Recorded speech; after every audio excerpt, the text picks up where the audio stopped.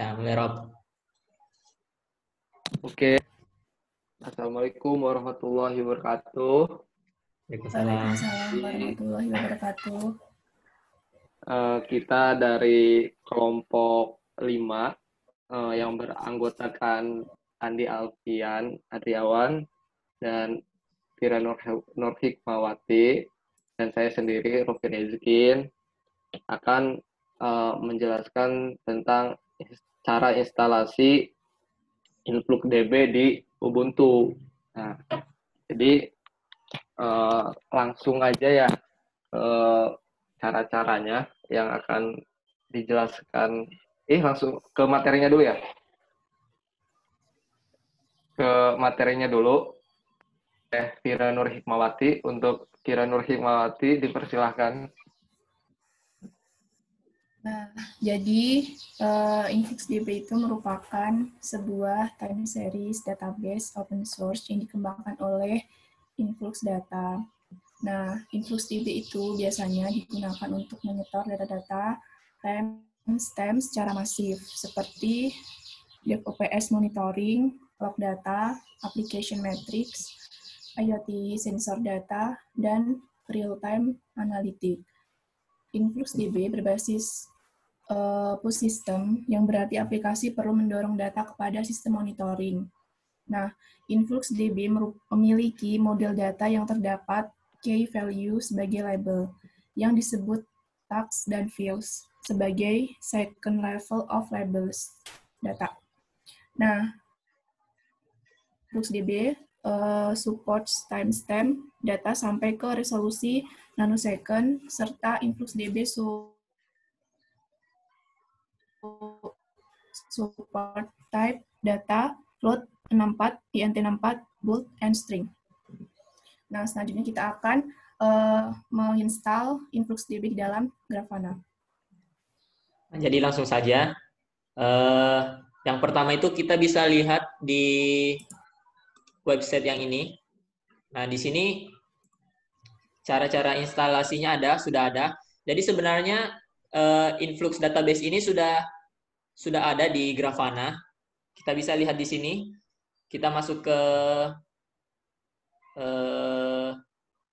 data source.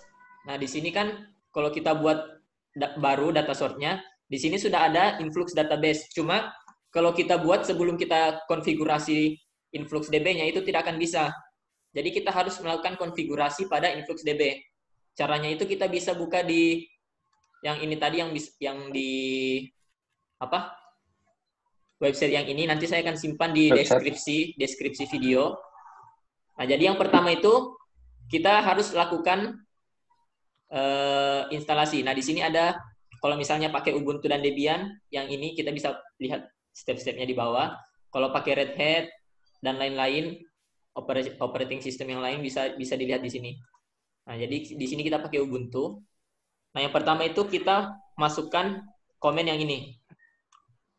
Kita buka terminalnya. Jadi saya tadi sudah melakukan instalasi sebelumnya.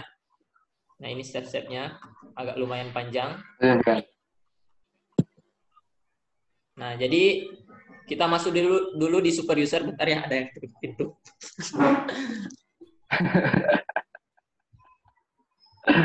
Halo Vira, kita berdua.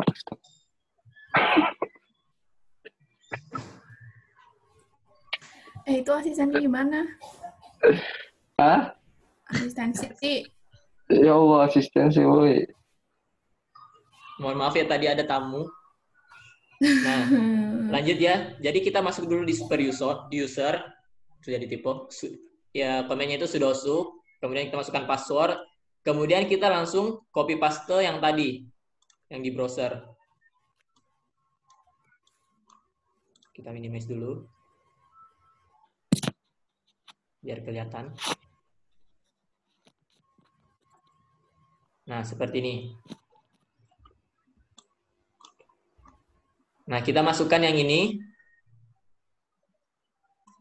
Kalau sudah, kita masukkan satu-satu ya. Yang ini dulu, baru yang ini, baru komen yang ini. Kalau bisa di copy paste aja biar cepat. Nah, seperti itu. Kalau sudah nanti dia bakal kalau sudah itu kita nanti bakal install InfluxDB-nya. Caranya itu di ini, komen yang ini, apt get install InfluxDB. Kemudian kita tunggu sampai selesai menginstal. Nah, ini kalau sudah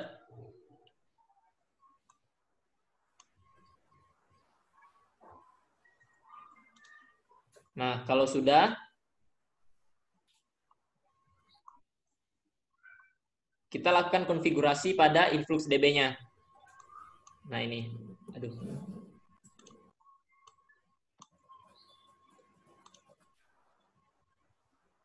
Bentar ya. Nah, kayaknya gini lebih enak. Nah, ini kita install InfluxDB-nya.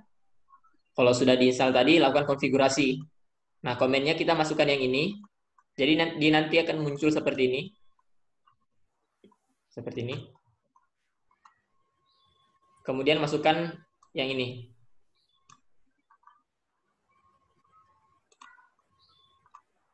Nah, ini.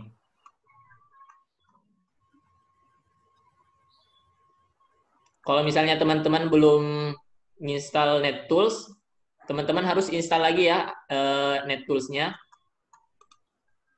Iya, Kakak. Ya, Ade. Jadi NetTools itu buat munculin yang ini. Ngelihat port-portnya. Seperti itu. Nah, setelah itu nanti kita masuk ke di konfigurasinya itu nanti kita bakal masuk ke ke Notepad. Kita masuk komennya itu yang nano, mana tadi itu yang nano? Bentar ya. Untuk konfigurasinya ke Notepad. Jadi ada file untuk konfigurasi di InfluxDB-nya. Ya, benar sekali. Nah, kita masukkan yang ini. Coba ya kita masuk dulu ke situ. Ketik aja, Pian. Ini ya. Bukain aja. Ya, udah dibuka. Apa yang udah kita konfigurasi. Nah, yang dikonfigurasi itu yang pertama itu yang ini. Reporting enable-nya kita kasihkan false. Setelah itu ke bawah. Ya. Ke bawah, kita ke monitoring.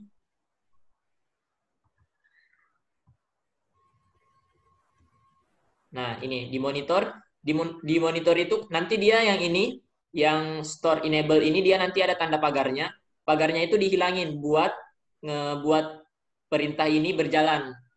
Nah, ini store enable true, kemudian store database internal, kemudian store interval kita yang nanti yang sebelum kita konfigurasi itu dia 10 second, kita ubah jadi 20 second. Seperti itu. Oke. Kemudian nanti ada di HTTP ini juga nanti yang enable true ini kita hapus pagarnya, yang bind address juga dihapus, kemudian out enable juga dihapus. Setelah itu di save, kemudian keluar dari sini, kita Ctrl X, keluar, Ctrl X, baru di save. Setelah itu nanti kita bakal masukkan user sama password, username sama password. Komennya itu ada di sini.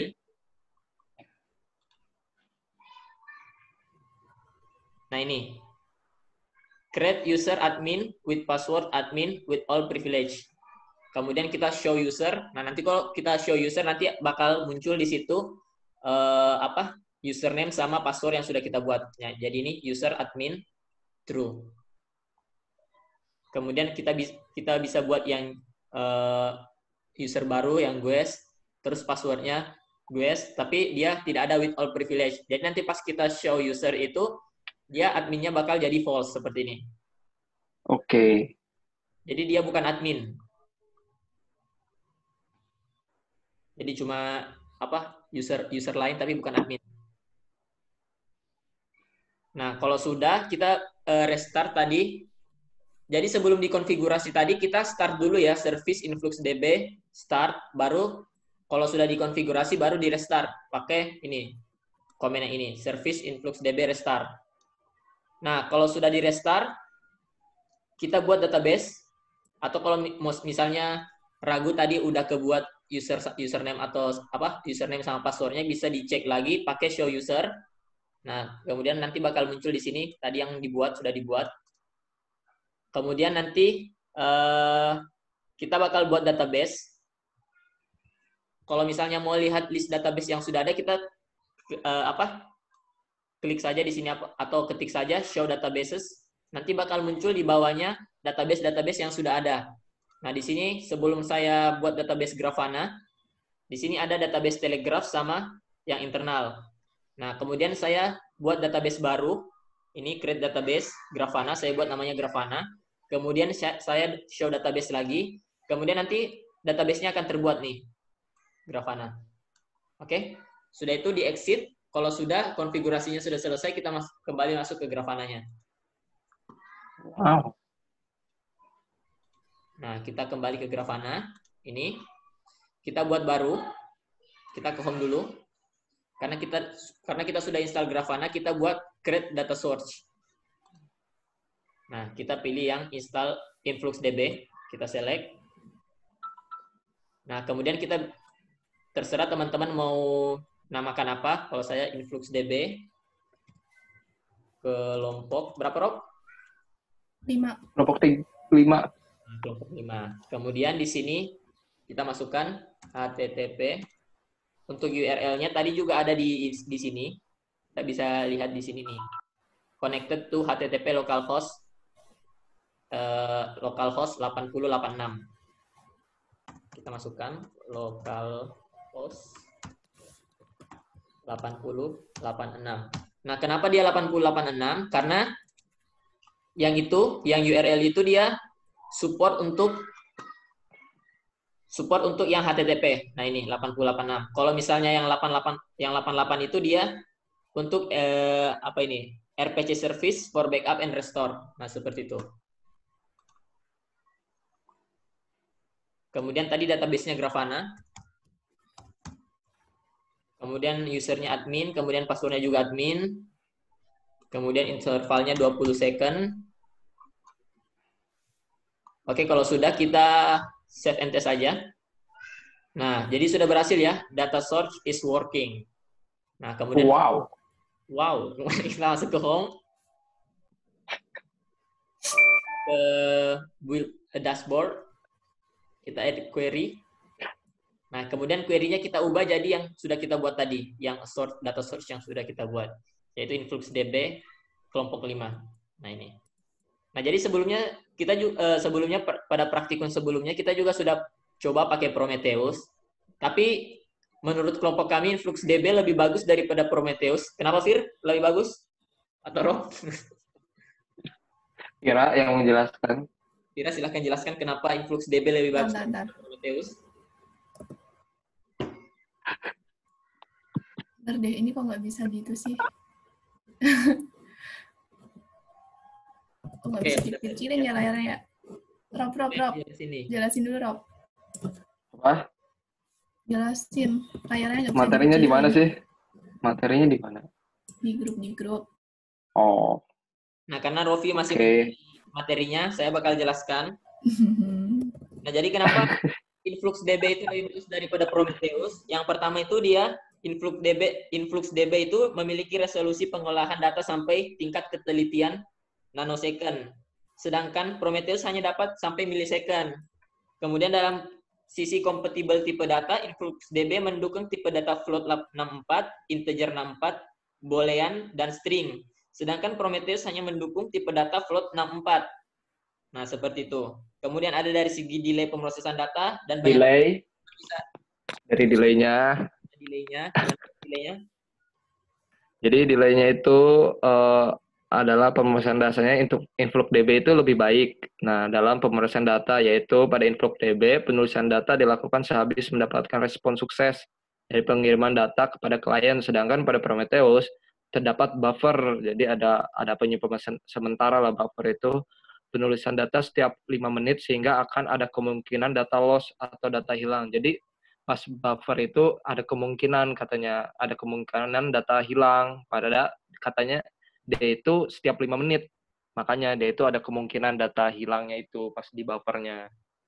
Terus dari bahasa query-nya juga, InfluxDB menggunakan bahasa query seperti SQL, sedangkan Prometheus menggunakan bahasa query yang lebih sederhana, bisa disebut juga model direct querying. Nah, jadi itu. Jadi yang selanjutnya itu pada labeling. Labelingnya itu pada Prometheus terdapat key value sebagai label yang disebut tag. Sedangkan pada InfluxDB juga terdapat key value sebagai label yang disebut tag, dan juga terdapat data model lainnya yaitu field sebagai second level of label data. Labeling data yang lebih expert pada InfluxDB membuat managerial data InfluxDB bisa lebih kompleks atau lebih terkategori katanya. Teruskan lagi nih. Banyak sih. Banyak, bisa di searching saja di Google. Nah, seperti itu. Nah, jadi tampilan InfluxDB nanti akan seperti ini. Jadi ada ini field seperti ini yang telah dijelaskan tadi sama Rofi.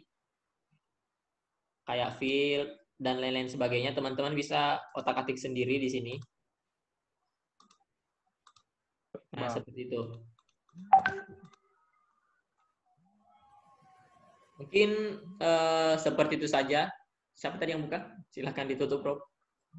Oh, ya mungkin hanya itu saja yang bisa kami jelaskan dari kelompok 5 yang beranggotakan Rofi Rezkin, Andi Alfian, dan Vira. Kurang lebihnya mohon maaf.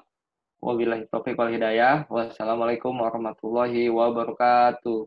Waalaikumsalam warahmatullahi wabarakatuh.